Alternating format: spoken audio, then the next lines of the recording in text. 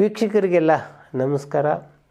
ವಾದಿರಾಜ್ ಅವರ ಹೊಸ ಹೊಸ ಸಾಹಸಗಳಿಗೆ ನಿಮ್ಮನ್ನು ಕರ್ಕೊಂಡು ಹೋಗ್ತಾ ಇದ್ದೀನಿ. ವಾದಿರಾಜ್ ಅವರ ಆರಂಭಿಕ ಸಿನಿಮಾಗಳು ಗೋಲ್ಡನ್ ಸ್ಟುಡಿಯೋ ಮದ್ರಾಸಲ್ಲಿ ನಡೆದಿತ್ತು. ಆಮೇಲೆ ಯಾವಾಗ ನಿಮಗೆ ಕರ್ನಾಟಕ ಸರ್ಕಾರ ಕರ್ನಾಟಕದಲ್ಲೇ ಚಿತ್ರೀಕರಣಗೊಂಡ್ರೆ ಸಹಾಯಧನ ಕೊಡ್ತೀನಿ ಅಂತಂದರು. ಅವರು ಪ್ರೀಮಿಯರ್ ಸ್ಟುಡಿಯೋಕ್ಕೆ ಮೈಸೂರಿನಲ್ಲಿ ಚಿತ್ರೀಕರಣ ಮಾಡೋಕ್ಕೆ ಬಂದರು. ಅವರು ಮುಂದಿನ ಸಿನಿಮಾಗಳು ಪ್ರೀಮಿಯರ್ ಸ್ಟುಡಿಯೋದಲ್ಲಿ ಬಂತು. ಬಹಳ ಒಂದು ವಿಶಿಷ್ಟವಾದ ಪ್ರೇಮಕತೆ. ಹಳ್ಳಿಯ ಹುಡುಗ, ನಗರದ ಹುಡುಗಿ, ಈ ಥರದ ಕಥೆಯನ್ನು ಇಟ್ಕೊಂಡು ನಾಗೇಂದ್ರ ರಾಯರನ್ನು ವಾದಿರಾಜ್ ಕೇಳ್ತಾರೆ. ಸರ್, ಇದೊಂದು ಸಿನಿಮಾ ಮಾಡಬೇಕು, ಶಿವಕುಮಾರ್ ಅಂಥೇಳಿ ಒಂದು ಕತೆ ಕೊಟ್ಟಿದ್ದಾರೆ, ಬಹಳ ಚೆನ್ನಾಗಿದೆ ಈ ಕತೆ ಅಂಥೇಳಿ. ನಾಗೇಂದ್ರ ರಾಯರು, ನನಗೆ 70 ವರ್ಷಕ್ಕೆ ಬರ್ತಾಯಿದೆಯೇ, ನಾನು ಲವ್ ಸ್ಟೋರಿ ಸಿನಿಮಾ ಮಾಡಬೇಕಾ, ನಾನೆಲ್ಲ ಸಿನಿಮಾವನ್ನು ಅಷ್ಟೊತ್ತಿಗಾಗಲೇ ನಾಗೇಂದ್ರ ರಾಯರು ನಿರ್ದೇಶನವನ್ನು ನಿಲ್ಲಿಸ್ಬಿಟ್ಟಿರ್ತಾರೆ. ಇಲ್ಲ ಸರ್, ನನಗೆ ನಿಮ್ಮನ್ನು ಬಳಸ್ಕೋಬೇಕು ಅಂಥೇಳಿ, ಅದಕ್ಕೆ ನಾನು ನಿಮಗಾಗಿ ಈ ಸಿನಿಮಾ ಮಾಡ್ತಾಯಿದ್ದೀನಿ ಅಂಥೇಳಿ. ಇದನ್ನು ನಾವು ನಾಗೇಂದ್ರ ರಾಯರ ಕಾರ್ಯಕ್ರಮದಲ್ಲೂ ವಾದಿರಾಜ್ ಈ ಮಾತನ್ನು ಹೇಳಿದರು. ಒಂದು ಹೆಸರು ಹೇಳಿ ಸರ್ ಅಂತ ಹೇಳ್ತಾರೆ. 70 ವರ್ಷದಲ್ಲಿದೆ ನಾಗೇಂದ್ರ ರಾಯರು. ಪಟ್ ಅಂತ ಹೇಳ್ತಾರೆ, ಪ್ರೇಮಕ್ಕೂ ಪರ್ಮಿಟ್ಟೆ ಅಂಥೇಳಿ. ಎಷ್ಟು ಚೆನ್ನಾಗಿದೆ ಹೆಸರು ಅಂತೇಳಿ ಅದನ್ನು ಇಟ್ಕೊಳ್ತಾರೆ. ಕಲ್ಯಾಣ್ ಕುಮಾರ್, ಅರುಣ್ ಕುಮಾರ್, ದಿನೇಶ್, ರಾಮಚಂದ್ರ ಶಾಸ್ತ್ರಿ, ಸ್ವತಃ ನಾಗೇಂದ್ರ ರಾಯರು, ಕಲ್ಪನಾ ಎಲ್ಲ ಅಭಿನಯಿಸಿದಂಥ ಸಿನಿಮಾ. ಆರ್.ಎನ್. ಜಯಗೋಪಾಲ್ ಇದಕ್ಕೆ ಚಿತ್ರಕಥೆ ಸಂಭಾಷಣೆಯನ್ನು ಬರೆದಿದ್ದರು. ಮನೋಹರ್ ಅವರು ಛಾಯಾಗ್ರಹಣ ಇದಕ್ಕೆ. ವರ್ತೂರ್ಕರ್ ಅವರ ಕಲೆ, ಯಥಾ ಪ್ರಕಾರ ವಿಜಯಭಾಸ್ಕರ್ ಅವರ ಸಂಗೀತ.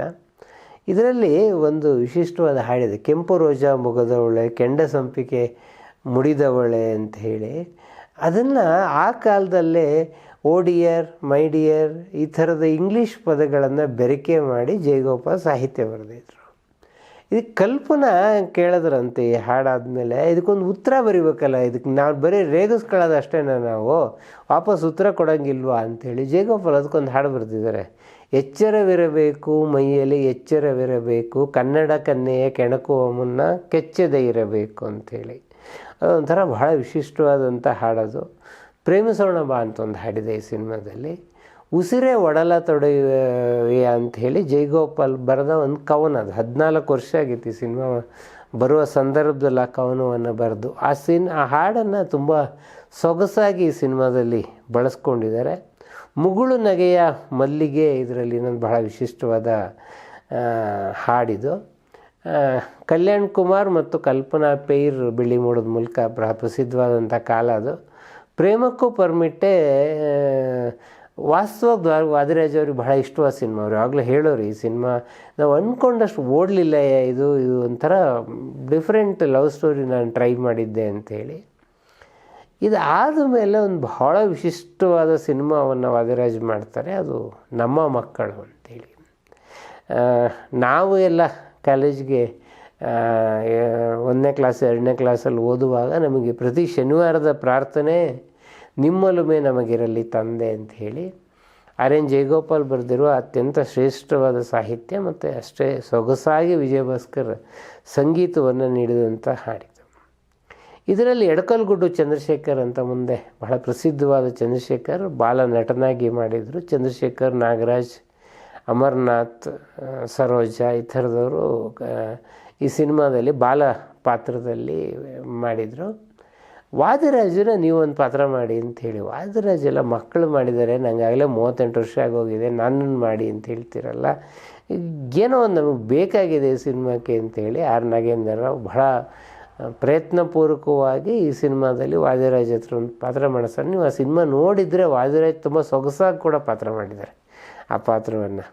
ಕೆ.ಎಸ್. ಅಶ್ವಥ್, ಪಂಡ್ರಿಬಾಯಿ, ವಾದಿರಾಜು, ನಾಗೇಶು, ರಮಾದೇವಿ, ಅದ್ವಾನಿ ಲಕ್ಷ್ಮೀಬಾಯಿ ಈ ಥರದ ಅನೇಕ ಕಲಾವಿದರು ಇರ್ತಕ್ಕಂತಹ ಸಿನಿಮಾ ಇದು. ಇದು ಒಂಥರ ಆ ಕಾಲಕ್ಕೆ ಬಹಳ ಮಕ್ಕಳಿಗೆ ಹೊಸ ಥರದ ಅನುಭವವನ್ನು ಕೊಡ್ತಕ್ಕಂಥದ್ದು. ಅಂದರೆ ಮಕ್ಕಳು ತಮ್ಮನ್ನು ಸರಿಯಾಗಿ ಬೆಳೆಸ್ತಾ ಇಲ್ಲ, ತಂದೆ ನಾವು ಕೇಳಿದ್ ಕೊಡಿಸ್ತಾ ಇಲ್ಲ ಅಂತ ಹೇಳುವಾಗ ನೀವು ಮಕ್ಕಳಿಗೆ ಸಂಸಾರವನ್ನು ನಡೆಸೋಕ್ಕೆ ಕೊಟ್ಟರೆ, ಅವಕಾಶವನ್ನು ಕೊಟ್ಟರೆ ಏನಾಗತ್ತೆ, ಮಕ್ಕಳಿಗೆ ಆರ್ಥಿಕ ಸಮಸ್ಯೆಗಳು ಹೇಗೆ ಅರ್ಥ ಆಗತ್ತೆ, ಒಂಥರ ಬಹಳ ಪ್ರಯೋಗಶೀಲವಾದ ಸಿನಿಮಾ. ಈ ಸಿನಿಮಾ ಕತೆ ಕೂಡ ತುಂಬ ಚೆನ್ನಾಗಿದೆ. ಈ ಸಿನಿಮಾ ಕೆಂಪೇಗೌಡ ಚಿತ್ರಮಂದಿರದಲ್ಲಿ 34 ವಾರಗಳು ಓಡ್ತು. ಅನೇಕ ಶಾಲೆಯವರು ಮಕ್ಕಳನ್ನೆಲ್ಲ ಕರ್ಕೊಂಡು ಬಂದು ಈ ಸಿನಿಮಾ ತೋರಿಸೋರು. ಎಷ್ಟರ ಮಟ್ಟಿಗೆ ಅಂತಂದರೆ ನಾನು 7ನೇ ಕ್ಲಾಸಲ್ಲಿ ಓದುವಾಗಲೂ ಈ ನಮ್ಮ ಮಕ್ಕಳು ಸಿನಿಮಾ ಒಂದು ಸಲ ಥಿಯೇಟ್ರಿಗೆ ಬಂದಾಗ ನಮ್ಮನ್ನೆಲ್ಲ ಕರ್ಕೊಂಡೋಗಿದ್ರು. ಆ ಥರದಲ್ಲಿ ಮುಂದೆ ಇದು ತಮಿಳಲ್ಲಿ ನಮ್ಮ ಕುಳಂದೈಂಗಳ್ ಅಂತ ಹೇಳಿ ಸಿನಿಮಾ ಇತ್ತು. ಹಿಂದಿನಲ್ಲಿ ಗರ್ಗರ್ ಕಿ ಕಹಾನಿ ಅಂಥೇಳಿ ಸಿನಿಮಾ ಇತ್ತು. ಈ ನಮ್ಮ ಮಕ್ಕಳು ವಿಷಯದಲ್ಲಿ ನಾನು ಆರ್ ಎನ್ ಜಯಗೋಪಾಲ್ ವಿಶೇಷ ಸಂಚಿಕೆಯನ್ನು ಮಾಡುವಾಗ ವಾದಿರಾಜ್ ಅಂತ ಹೇಳಿದ್ದು, ನಾನು ಬೇರೆ ಬೇರೆ ಕಡೆ ದಾಖಲೆ ಕೂಡ ಮಾಡಿದ್ದೀನಿ. ಜಯಗೋಪಾಲ್ ಆಗ ಧೂಮಕೇತು ಸಿನಿಮಾ ತೆಗಿತಾಯಿದ್ರು. ಧೂಮಕೇತು ಸಿನಿಮಾ ತೆಗೆಯುವಾಗ ಅವರು ಹಾಡನ್ನು ಬರೆಯೋದಕ್ಕೆ ಮಧ್ಯಾಹ್ನ ಬರ್ತಾರೆ. ಬಂದು ಸಿಚುವೇಶನ್ನು ಕಲ್ಪನಾ ಇದರಲ್ಲಿ ಪ್ರಧಾನ ಪಾತ್ರ. ಕಲ್ಪನಾನ ಹುಡುಗ ನೋಡ್ಕೊಂಡು ಹೋಗಿರ್ತಾಳೆ. ಅವಳು ಸಿತಾರ್ ಇಟ್ಕೊಂಡು ಒಂದು ಹಾಡನ್ನು ನುಡಿಸ್ತಾಳೆ. ಜಯಗೋಪಾಲ್ 2 ನಿಮಿಷಕ್ಕೆ ಬರೆದ್ರು, ಮನಸ್ಸೇ ನಗಲೇಕೆ ಹರುಷದಿನೇನು ಈ ದಿನ ನುಡಿ ಕಾರಣ ಅಂಥೇಳಿ. ವಾದಿರಾಜು ನಾಗೇಂದ್ರರಾಯರನ್ನು ಕೇಳಿದ್ರು, ಅದೇನು ಇಷ್ಟು ಪಟ್ಟಂದು ಬರೆದ್ಬಿಟ್ಟ ಅಂಥೇಳಿ. ಅದಕ್ಕೆ ನಾಗೇಂದ್ರರಾಯರು ಹೇಳಿದ್ರು, ಬೆಳಗ್ಗೆ ಹುಡುಗಿ ನೋಡ್ಕೊಂಬಂದಿದ್ದಾನೆ, ಆ ಖುಷಿನಲ್ಲಿ ಬರೆದಿದ್ದಾನೆ ಅಂತೇಳಿ. ಹೀಗೆ ಲಲಿತಾ ಅವ್ರನ್ನ ನೋಡ್ಕೊಂಡು ಬಂದಿದ್ದು ಜಯಗೋಪಾಲ್ ಖುಷಿಗೆ ಬರೆದಂಥ ಹಾಡೋದು. ಅದು ನನ್ನ ಜಯಗೋಪಾಲ್ ವಿಶೇಷ ಅಂಕದಲ್ಲೂ ಕೂಡ ಇದನ್ನು ಭಾಳ ನೆನಪು ಮಾಡಿಕೊಂಡು, ನನ್ನ ಸಿನಿಮಾದ ಮೂಲಕ ಈ ನಮ್ಮ ಮಕ್ಕಳು ಸಿನಿಮಾದಲ್ಲಿ ಅವನಿಗೆ ಮದುವೆ ಆಯ್ತಯ್ಯ ಅವನಿಗೆ ಅಂತೇಳಿ. ನಮ್ಮ ಮಕ್ಕಳು ಮಾಡುವಾಗ ಆರ್ ನಾಗೇಂದ್ರರಾಯರು ವಾದಿರಾಜನ್ನು ಕರೆದು ಹೇಳಿದ್ರು, ನೋಡಯ್ಯ ಅದು ಯಾಕೆ ನಾವು ಡೈರೆಕ್ಷನ್ ಮಾಡಬೇಕು, ನಿನಗೇ ಡೈರೆಕ್ಷನ್ ಎಲ್ಲ ಗೊತ್ತಿದೆ, ಎಲ್ಲ ಡಿಪಾರ್ಟ್ಮೆಂಟು ಗೊತ್ತಿದೆ, ನೀನು ರಂಗಭೂಮಿಲಿ 2000ಕ್ಕಿಂತ ಜಾಸ್ತಿ ನಾಟಕದಲ್ಲಿ ಪಾತ್ರ ಮಾಡಿದೀಯ, ನೀನೇ ನಿರ್ದೇಶಕ ಆಗ್ಬೋದು. ಇಲ್ಲ ನೀವೆಲ್ಲ ಹಿರಿಯರು ಇರ್ಬೇಕು, ನಾನು ಯಾಕೆ ನಿರ್ದೇಶಕ ಆಗಲಿ ಅಂದರೆ, ನೋಡಯ್ಯ ಕೊನೆ 4 ಸೀನ್ ನಿನಗೆ ಬಿಡ್ತೀನಿ, ನೀನು ಹೆಂಗೆ ತೆಗಿತೀನಿ ನೋಡೋಣ, ಸರಿಯಾಗಿಲ್ಲ ನಾನು ತೆಗಿತೀನಿ. ನಂಗೆ ವಾದಿರಾಜು ಈ ಘಟನೆಯನ್ನು ಹೇಳುವಾಗ ಹೇಳಿದರು. ಹಾಗೆ ಆರ್ ನಾಗೇಂದ್ರ ನನ್ನ ಬೆನ್ನು ತಟ್ಟದೆ ಹೋದರೂ ನಾನು ನಿರ್ದೇಶಕ ಆಗ್ತಾನೇ ಇರಲಿಲ್ಲ ಅಂಥೇಳಿ. ಮುಂದಿನ ಸಿನಿಮಾಕ್ಕೆ ವಾದಿರಾಜ್ ಅವರೇ ನಿರ್ದೇಶಕರಾದರು. ಇದೊಂದು ಬಹಳ ವಿಶಿಷ್ಟವಾದ ಸಿನಿಮಾ, ವಾದಿರಾಜ್ಗೆ ಅತ್ಯಂತ ಪ್ರಿಯವಾದಂಥ ಸಿನಿಮಾ. ಯಾವಾಗಲೂ ವಾದಿರಾಜ್ ಹೇಳೋರು, ಈ ಸಿನಿಮಾ ಬಗ್ಗೆ ಎಷ್ಟು ಚರ್ಚೆ ಆಗಬೇಕೋ ಅಷ್ಟು ಚರ್ಚೆ ಆಗಲೇ ಇಲ್ಲ, ಆ ಕಾಲಕ್ಕೆ ಬಹಳ ಕ್ರಾಂತಿಕಾರಿಯಾದ ಸಿನಿಮಾ ಮಾಡಿದ್ವಿ ಅಂತ. ಈಗಲೂ ನೋಡಿದ್ರೆ ಬಹಳ ಕ್ರಾಂತಿಕಾರಿಯಾದ ಸಿನಿಮಾ. ರಾಮಾಯಣದ ಸೀತೆಯ ಕಥೆಯನ್ನು ವರ್ತಮಾನಕ್ಕೆ ಅನ್ವಯಿಸಿ ಮಾಡಿದಂತಹ ಸಿನಿಮಾ ಸೀತಾ. ಕಲ್ಪನಾ ಬಹಳ ಅಬ್ಬರದ ಅಭಿನಯನ ಮಾಡ್ತಾರೆ. ಶರಪಂಜರ ಈ ಥರದ ಸಿನಿಮಾಗಳನ್ನು ನೋಡ್ಕೊಂಡು, ಗೆಜೆ ಪೂಜೆ ಸಿನಿಪಂಜ ಮಾಡೋರಿಗೆ ಕಲ್ಪನಾ ಎಷ್ಟು ಸಂಯಮದ ಅಭಿನಯವನ್ನು ಮಾಡಬಲ್ಲರು ಅಂತ ತೋರಿಸ್ಕೊಟ್ಟಂತಹ ಸಿನಿಮಾ ಸೀತಾ. ಇದರಲ್ಲಿ 14 ವರ್ಷದ ಒಂದು ಕ್ಲೈಮ್ಯಾಕ್ಸ್ ಇದೆ. ಆಮೇಲೆ ಕೊನೆಯಲ್ಲಿ ಒಂದು ಸಂಶಯ, ಹೆಂಡತಿ ಮಾವ ಹಳೆ ಸೊಸೆ ಬಗ್ಗೆ ಪಡ್ತಕ್ಕಂಥ ಸಂಶಯ, ಆ ಸಂಶಯ ನಿವಾರಣೆ ಆಗೋದು. ಈ ಥರದೊಂದು ಬಹಳ ಆಧುನಿಕವಾದ ಕತೆ.